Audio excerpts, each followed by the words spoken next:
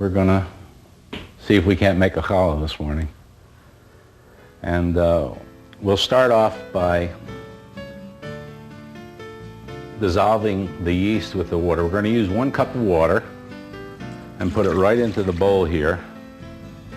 And we'll use this dry yeast and just sprinkle it in and just mix it around a little bit. It takes a minute or two to dissolve. Use 2 1/4 ounce packets of dry activated yeast. Now sugar, we use 1/4 cup of sugar in this particular mix. And I like a little honey. Honey has a good flavor.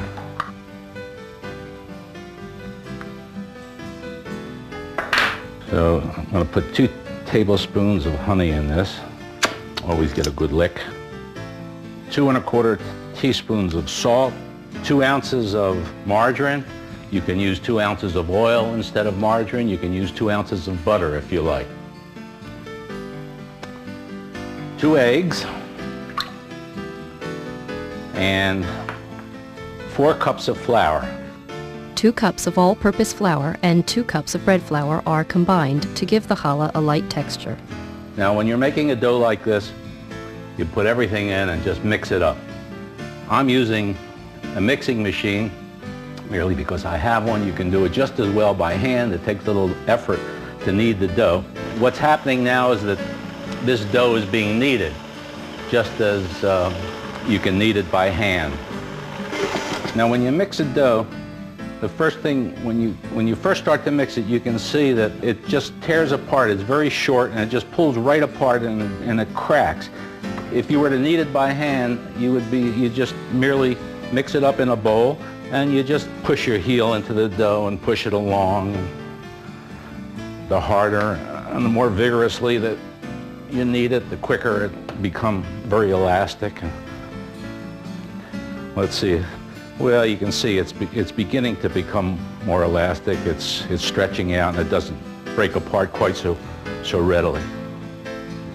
You can bang it, you can stretch it, but you have to just keep working the dough, and you'll have to do this for 10 or 15 minutes if you're kneading it by hand until it becomes nice and elastic.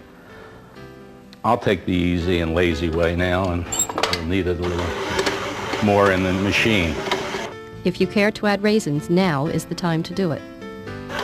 Now I think it's adequately kneaded now, so we're going to stop this. Now it's kind of nice just to pour a little bit of oil in, maybe a teaspoon or so, and that keeps it from sticking to the bowl. You take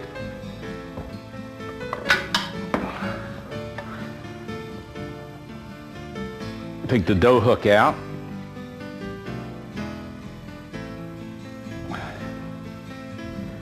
And roll it around a little bit in the oil. Now we'll just cover it with a little bit of plastic wrap so that the moisture doesn't dissipate and we don't get a crust on it.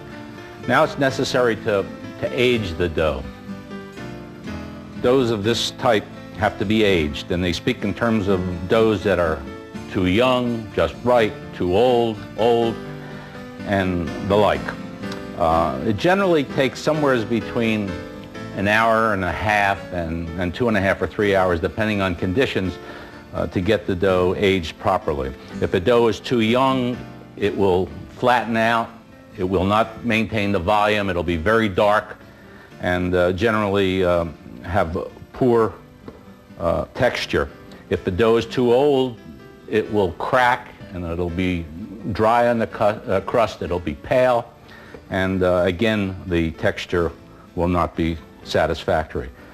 But the idea is to have it aged just the proper amount, and the proper amount is to have the dough raised to the point where if you put your finger in it, it will not maintain its shape or refill, but rather it'll drop down. And as I say, that takes a variable period of time depending on conditions. And the proper temperature for having the yeast cause maximum rising of the dough is about 85 to 90 degrees.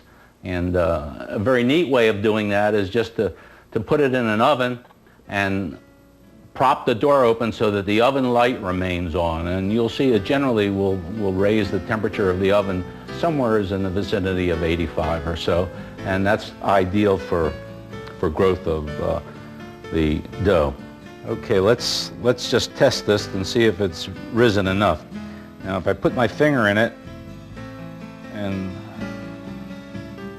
the shape sort of disappears, but it doesn't sink down, it's not quite ready. It's pretty soft, but probably another 10 or 15 minutes and it'll be ready. So we'll put it back into the warmer and allow it to rise a little bit more. Okay, well let's take another look at it and see if it's risen adequately.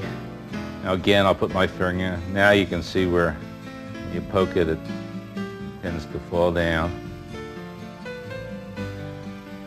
And it doesn't rise up and fill the crack. So we'll do what they call punching the dough. You pull the sides up over the middle, and you get all the air out of it. You can sort of turn it over, and now it's down to about half the size that it was before. It's probably a little easier to let the dough rise for another 10 or 15 minutes before trying to make it up, but you can make it up at this time, and we'll do that now.